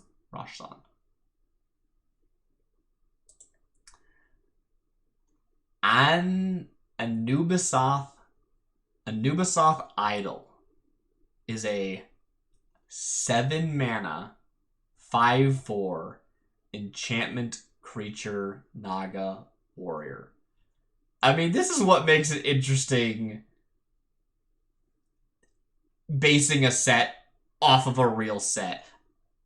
If I just let the AI do whatever it wants, it's not going to give me a 7 mana enchantment creature. Okay. It's a 5/4 for 7. Whenever a Nubasath idol or another creature you control dies, you gain 3 life. In the right deck, that could be a lot of life gain. And it's a 5/4, which isn't bad. It's 7 mana. 1 false move, and it becomes yours. Nubasath rhymes with rest in peace. What?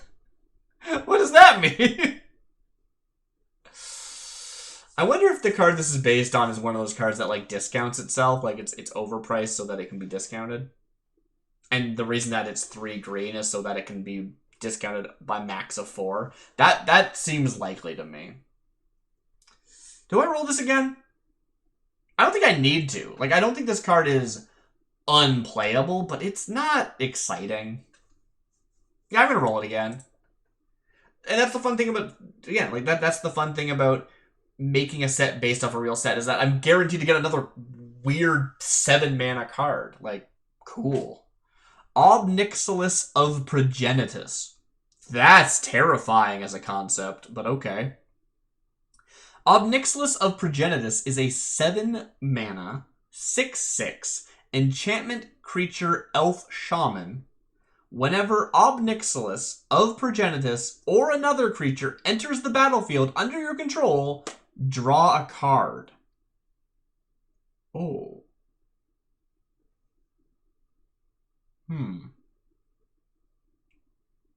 I mean, that's potentially a lot of card draw, but again, it's 7 mana.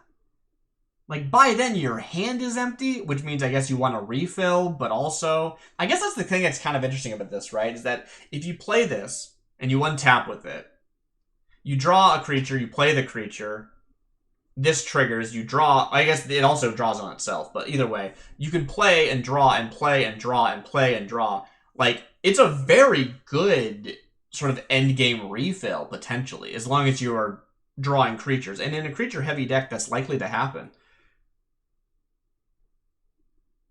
I think it checks out, actually. Yeah, let's keep it. He hears nothing and sees everything. And if he sees something he likes, he follows it down to the lake or into the forest. Eladamri, challenge for the high seed. Well, we got Eladamri back. Not to mention Ob-Nixilis of Progenitus. What does that even mean? This is an elf shaman that's an enchantment. This isn't, you know, a legendary demon or whatever. No, I think this checks out. And it's worth remembering, I'm sure somebody's, you know, I'm sure you're all thinking this, but like, we've seen a Resurrect card in green already. I kept that really cheap Resurrect that we saw earlier. So, yeah, you get this into your graveyard, you know, kind of like Ob-Nixilis. You could cheat this out for very cheap, and that would be pretty cool. I'd like that. I think that'd be great. I guess that other version, the one that gained you life, would also probably be pretty good into like the life gain decks, right? There is a lot of life gain in the other colors. You could do some really cool things with that. Yeah, that checks out. Oh well, we didn't do it. We have this one instead, and I like it better. Llanowar Empath is a 6 mana, 2/5 enchantment creature orc shaman. Oh, that is cool. Also, I just really like the concept art that the AI came up with. Like, this orc lady who's like, they're not, like, Llanowar, is Llanowar a region or like a faction? Like, the Llanowar elves are the elves of Llanowar. If an orc lives in Llanowar, is it a Llanowar orc? Or is Llanowar, like, more factional than that, right? Like, you don't just get to count as Llanowar just from living in the same region as the Llanowar elves. I'm not 100% sure lore-wise. The alternate interpretation here, of course, is that this orc shaman is, like, sort of an ambassador with the Llanowar elves, and that, I think, is very cool. So this Llanowar empath is the orc shaman that communicates and empathizes with, and acts as an empath with the Llanowar. Other than that, what does it do? When Llanowar Empath enters the battlefield, you may search your library and or graveyard for a card named Llanowar, Elf Knight. Reveal it, put it into your hand. If you search your library this way, shuffle.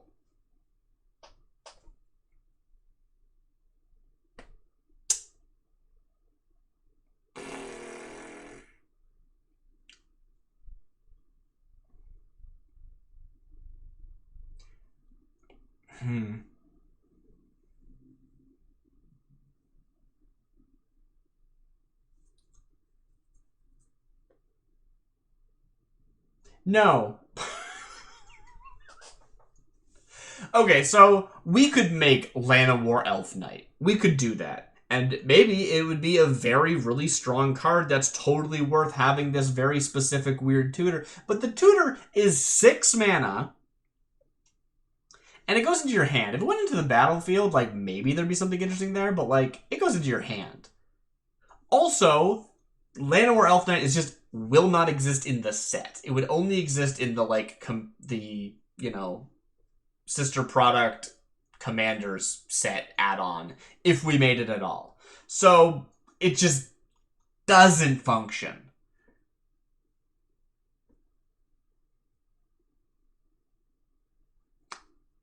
Goodbye, Llanowar Goodbye, Llanowar Empath.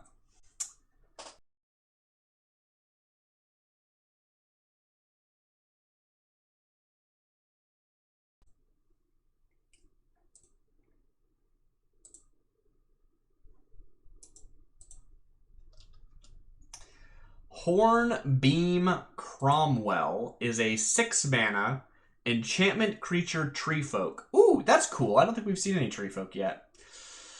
It's a 6/5 with whenever Hornbeam Cromwell becomes tapped, you gain 4 life. This card's great. Here's our life gain activator. It's 4. That's a significant amount. It's whenever it taps, so it doesn't have to attack, but that's probably how you'll activate it. It's a 6/5. Yeah. It's a little bit smaller than you really want to be paying for 6 mana, but 4 life's a lot, actually. I think this card's excellent. When the Dryad met the forest and pledged to be a sentinel for all, she asked her Hornbeam how long she should need to live. Oh, she would need to live. As long as it pleases you to live, the Hornbeam answered. Cool. I'm kind of... a lot of these flavor texts do read like weird little like parables or like, little like folk tales, not necessarily like things that happen, but like stories people tell. And I'm into that. Like the idea of this like Dryad that's like, hey, I pledged to be a sentinel for everyone. How long do I need to live for that to like happen? Like, that's so interesting. No, I love that card. That card's great. Let's move on. Reckless Brute is a 3 mana enchantment. For 3 mana, Reckless Brute deals 2 damage to any target. Whenever a creature you control dies, create a 3/3 green beast creature token. Holy crap. This card is awesome. That is beautiful. That's great.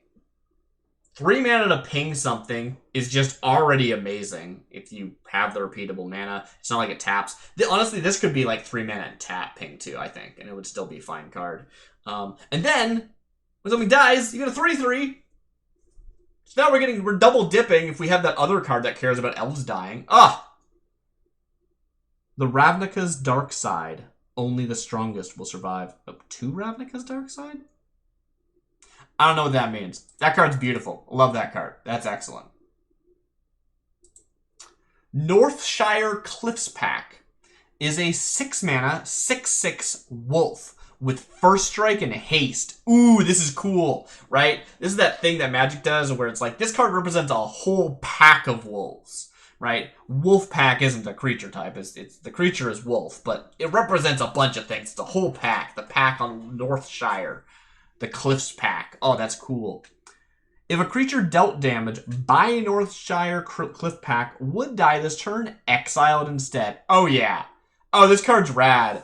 6 mana, 6/6. First strike, haste. If you get killed by this, they eat your body. There is nothing left of you and there's no coming back. Oh, that's rad. That's awesome. The first time they sent the meadows. What? The first time they sent the meadows of Aboshan, wolves sensed the wilding roar of power and joined them in battle. I don't know what that means.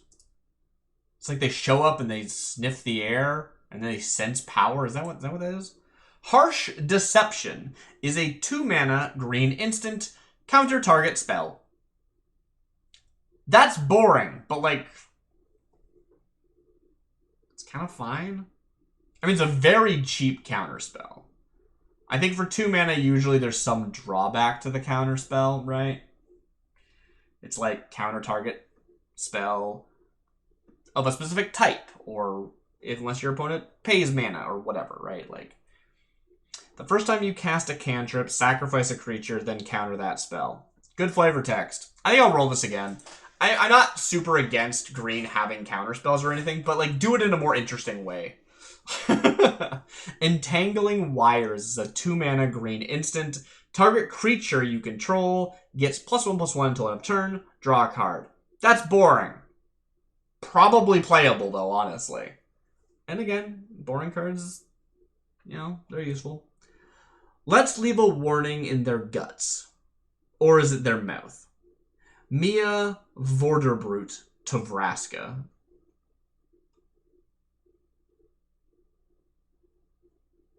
I'm going to reroll this.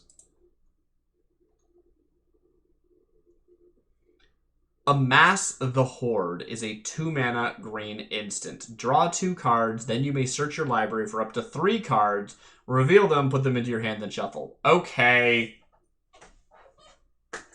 That's what I get. Oh, the card's too boring. Here, have this. Draw 2, then tutor 3? What?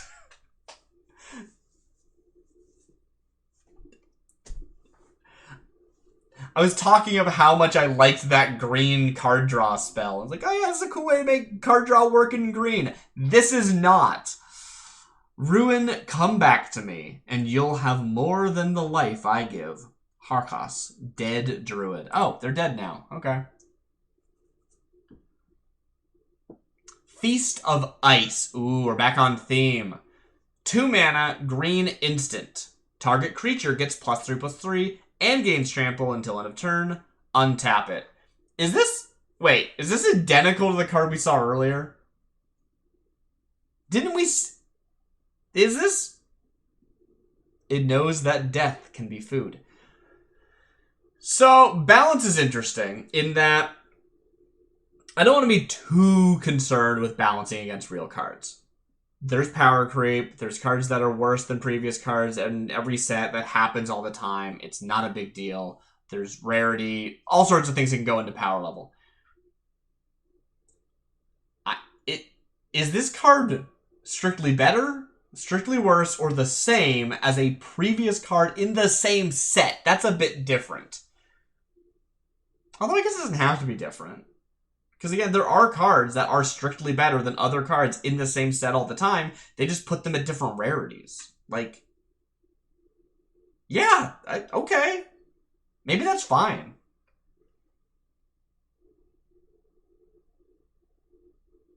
It might be identical, though. I don't remember. It's been too long. I'm going to keep it. I think it's fine. Functions. Put it at rare if it ends up being more powerful than the other version. Jessian Enslavement is a 3-mana sorcery. Destroy target non-artifact creature. You gain 3 life. That is actually pretty cool removal. That feels like actually pretty cool removal. 3 mana. It's sorcery speed, not instant, so drawback. It can't target artifact creatures, you know, like Go for the Throat, a green removal spell, if I remember correctly. Maybe that's black. I should double check that. And then you gain 3 life as an upside. Let's look at Go for the Throat as a comparison. I'm wrong. Go for the Throat is black. That makes sense. But Go for the Throat is 2 mana, so it's cheaper. It's instant, so it's faster. Or has better timing windows. Fast. Speed is a weird way of calling that, but you know what I'm saying. And it reads destroy target non-artifact creature. So exactly the same, except for it's in black. It's cheaper. It's instant. But with this card, you get 3 life. Is that life relevant? Maybe. Does it need to be relevant for the other card to be printable? I don't think so. Like, I legitimately think, you know, you're going to have better and worse removal spells from set to set, and that's fine. Some sets work better with them, some sets don't. In Limited, you're going to pick up this new card. Like, you're gonna take it. It's good enough for that. It's good enough for me. And I think there's actually potential that you're going to prefer it. It's cool. It gives you, you know, gives you 3 life. That's relevant sometimes. Yeah, I love it. It's great. The fire was extinguished. Only the lingering smell of smoke remains. Shessian enslavement. Dang. Toram Madad is a 4 mana, 2/3 legendary enchantment creature centaur. They have vigilance. And centaurs you control get +1/+1. First thing to address, that at bare minimum, this is a 4 mana, 3/4 with vigilance, which I think is probably good enough, honestly. Yeah, I think it's probably fine. Oh, that says creatures you control. I thought it said centaurs you control.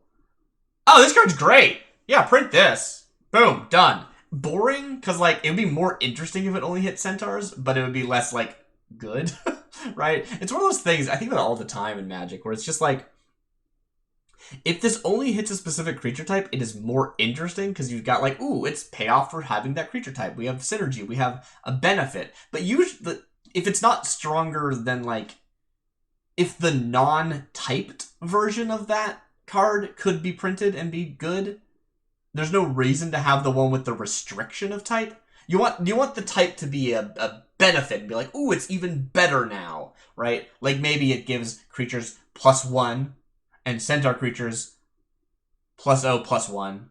And then so centaurs are getting +1/+1, but everyone else is only getting +1 attack, right? Stuff like that, right? Like, oh, cool. Haha. Again, I guess that's the bad example. The better example would be you print creatures you control, I get +1/+1, and then you've got another card that's like centaurs you control, I get +1/+2.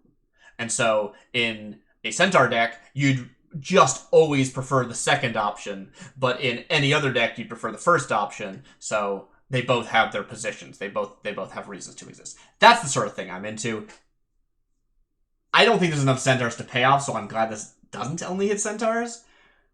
But it'd be really cool if it only hits centaurs, because, like, how often do you see a centaur lord? That's cool. Anyway, sorry, I've rambled too much. A new warrior walks in our wake, striding forth from a burning village, head raised in pride. Taushka, Way of Blades.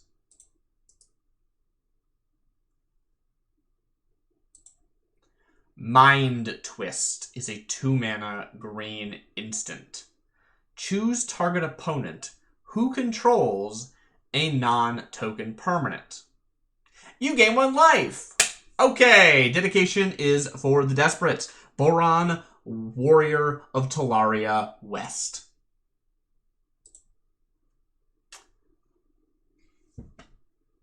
Chill of the Grave is a 2 mana green instant. Prevent all combat damage that will be dealt this turn. It's a fog effect. You gain 3 life. Sweet. Fog is like 1 green mana, right? This is printable. This is printable. Is this right?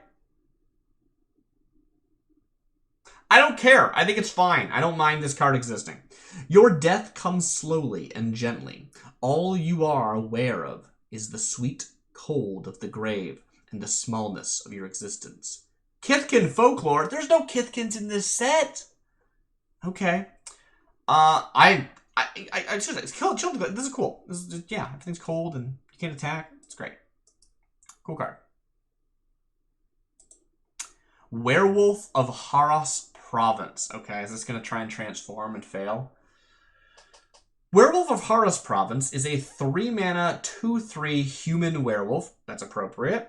Werewolf of Haros Province gets +1/+1 as long as you control a swamp. Ooh, okay, so benefit for playing green-black. I'm into that. It's a 3-mana, 3/4. At the beginning of your upkeep, put a loyalty counter on Werewolf of Haros Province. And werewolf creatures you control get +1/+1 until end of turn. So the loyalty count is irrelevant. Like it's never gonna come up. But it doesn't break the card. I'll allow it. It's nice to let the AI do something quirky every once in a while and not be too harsh. I know, I'm a bit... I may be too harsh with the AI sometimes. So, this is fine. This card's good. Right? It's a weird way of wording it. Normally you'd say, like, this gets +1/+1 as long as you have a swamp, and it gets +1/+1 during your turn. Instead of having +1/+1 during your turn, it is at the beginning of your upkeep, werewolf creatures you control get +1/+1 until end of turn. The verbiage is odd, but like it functions. You know, between upkeep and end of turn, they are +1/+1, which is very good. But it doesn't happen on your opponent's turn. Cool. Yeah. All right. Cool.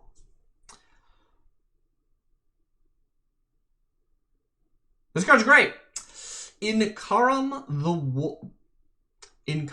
the evil worshippers were dedicated to discarding memories and feeding off their sorrows. No, I like that card a lot, and it's just in that, like, I was really worried it was gonna, like, not function at all, because a lot of werewolves try and transform, and there's nothing on the back, because the AI did not make a back for the card. Priest of Bounty. 3 mana, 3/2, Phyrexian Human Cleric. Whenever you cast an instant or sorcery spell, you gain 1 life. Oh. So, the other colors, we've seen some Phyrexian Clerics, and we haven't seen them in green yet. Here they are. Phyrexians are inherently part of this set, it turns out. They are here to stay. The blade that draws blood speaks to him. A vision that invites sacrifice. This card's good, you know? It's 3 mana, 3/2, with a pretty good upside, honestly. Instants and sorceries gain life. It's a bit weird in green, because you're not at, like, a spellslinger in class, but, like, color, whatever. But, you know, life gain payoff exists in green, or at least it can. Probably this goes into a green-blue deck, because I think there was some green-blue. I think blue had some life gain payoff, if I remember correctly. Yeah. The color pairs are actually pretty interesting in this set so far, I think. Yeah. I mean, so far, what am I saying? We're in green. This is the last color. I think every color is part of like 2 color pairs, at least. Maybe some are in more than that, but I'm into it. I think it's great. Very, very cool. Very, very cool to see that just sort of emergently happen. Juniper Diviner is a 2 mana, 1/2 human wizard. When Juniper Diviner enters the battlefield, scry 1. When Juniper Diviner enters the battlefield, draw a card. That's rad. That's a cool spell. I mean, this feels like a blue spell, but yeah, ETB, scry 1, then draw 1.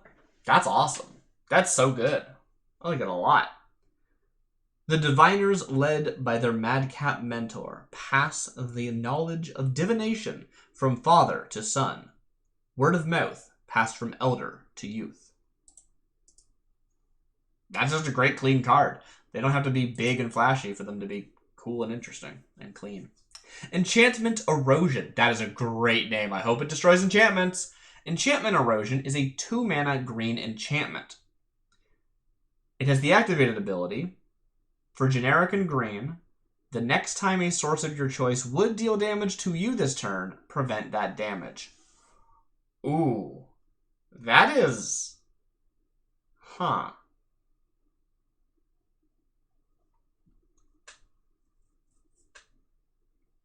That's probably too strong, right? Right?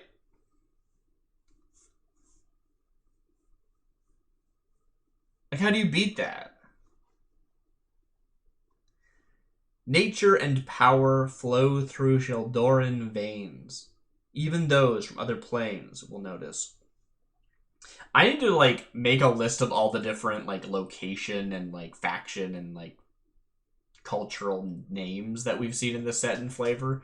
Because I feel like it hasn't been that wide. I feel like some have shown up a lot more than others, and that's kind of cool. Sheldoran's come up in a few cards, I think. I think that you might actually be able to weave, like, a coherent lore throughout this set, which is exciting. I don't know how I feel with this card. Honestly, I think I'm hesitating the most because I just think the art's cool. But, like, it doesn't... I think we can do better. I want to try again. It's a cool card. I admit it's a cool card. I'm going to try again. Forest Snake. Wow. Apologies. Forest Snare is a 2-mana green aura. Enchant creature. When Forest Snare enters the battlefield, enchanted creature gets -1/-1 until end of turn. Holy crap, that is awful. What? That's so funny and bad. It's not just enchanted creature has -1/-1. It is only the turn it comes into play. What? No. No power, no respect. Chromia, Renegade Dusk Widow. I mean, they sounded cool. Where's their card?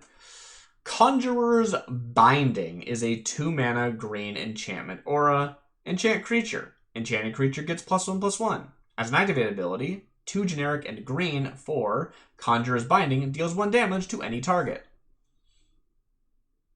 Yeah! This card's great. You can ping something if you have enough mana for it.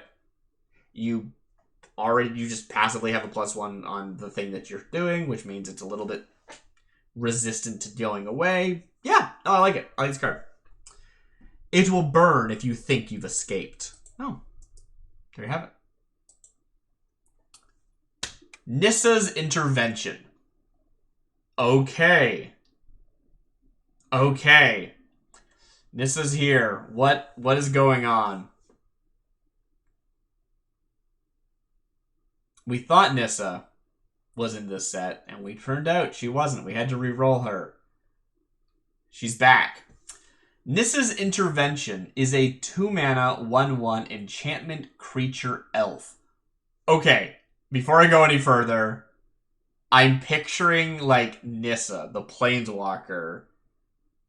She can't, like, show up in person.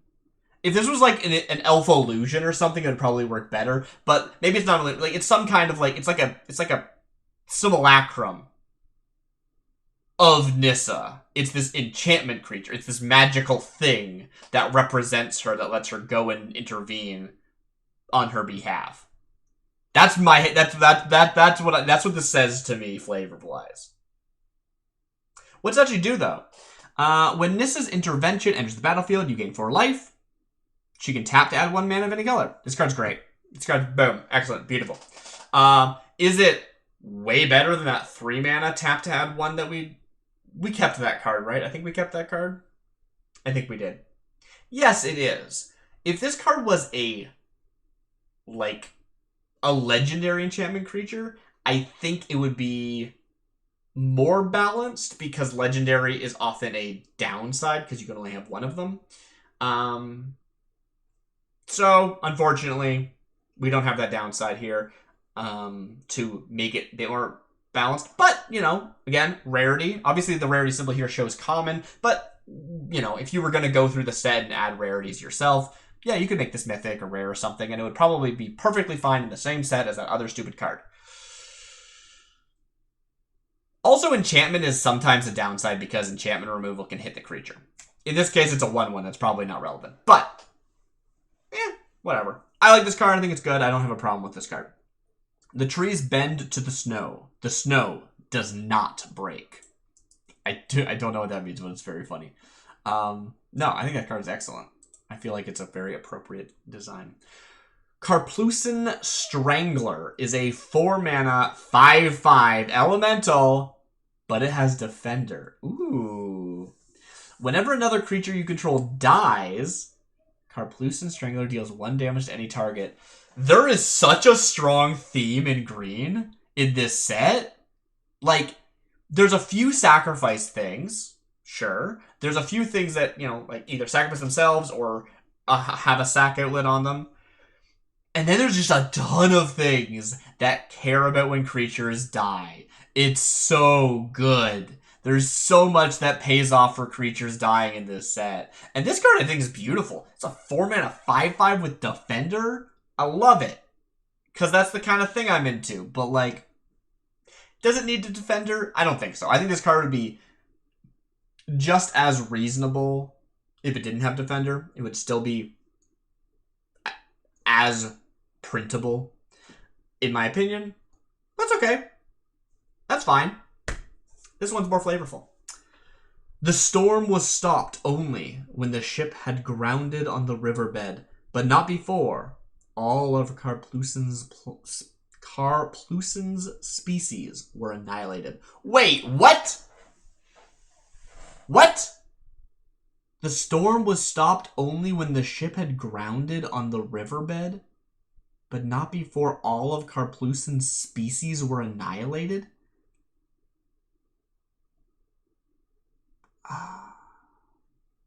Karplusan Strangler is a storm.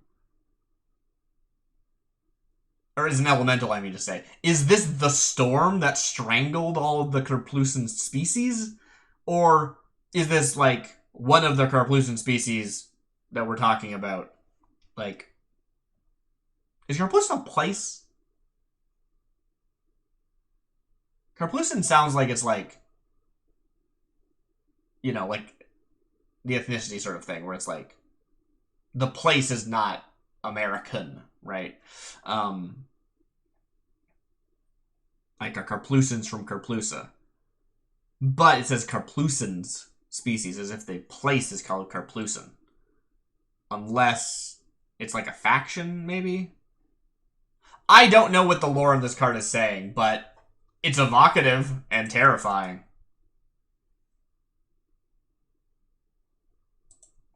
Chalice of the Unseen is a 2-mana green enchantment aura. Enchant creature. Enchanted creature gets +1/+1 for each basic land type among lands you control. Ooh!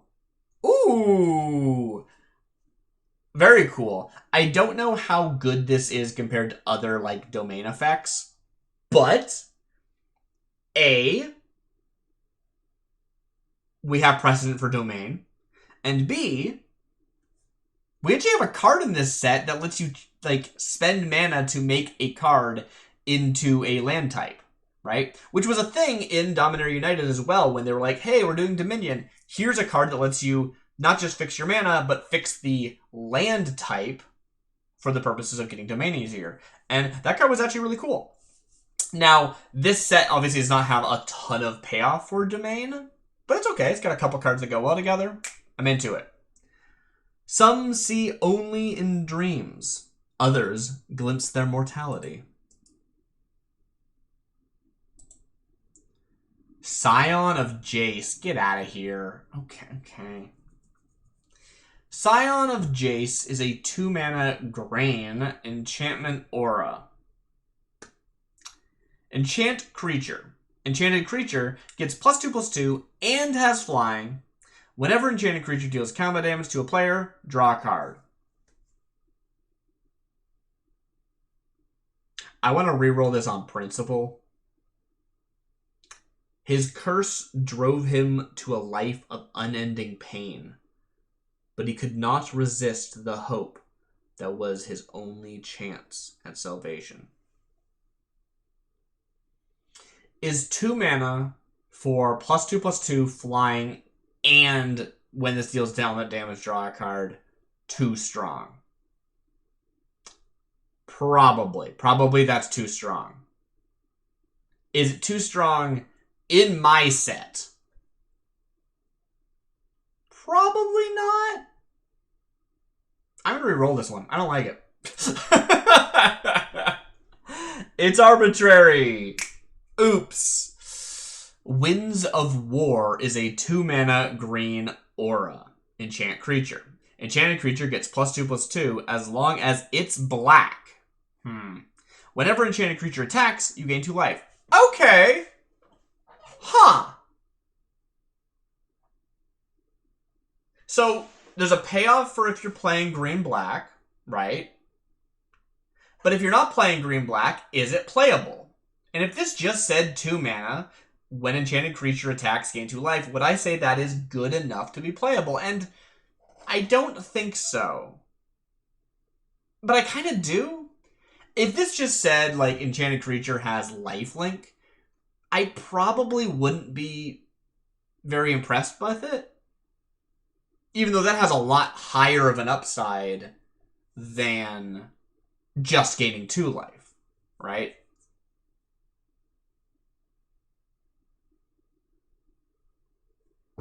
I think I'm going to keep it. I think it's bad, but I think it's, like, playable. I think it's a playable bad. I think it's interesting. Were the other cards more interesting? Were the other cards better? Were the other cards more balanced? This card's cool. It's called Winds of War. It's fun. Sooner or later, the enemy must come into our land. Galen of Theros. Theros? No, I never heard of that place. What are you talking about? Oh, we made it. And with that, we have reached the end of the green cards of Gods of Winter. We didn't see any other gods, did we? That's a shame. That's a shame. There was that giant that buffed gods, and we didn't see any gods. Hopefully, we'll see some in our multicolor cards when we continue this next time. But before we go, I will leave you with this. Razebore Bloodlord is a 4-mana, black and green, 4/4 zombie warlock. For 4 mana, that's 2 generic, black and green, regenerate Razebore Bloodlord. A very interesting look and name and flavor. I didn't read the flavor yet, but probably getting rerolled at the start of next time. So make sure you join us then, and we shall see what this card will actually be. The actual first multicolor card of the set for 2 generic, 1 black, and 1 green. They have been returned to their places of rest, so that they may serve the God Pharaohs again. Return, Worm Eater. Battle Litany.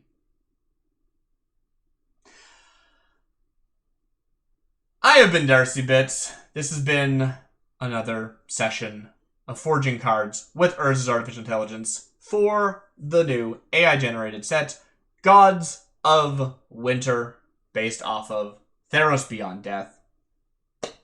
I hope you'll join me next time. Have a good night, everyone. I'll see you then.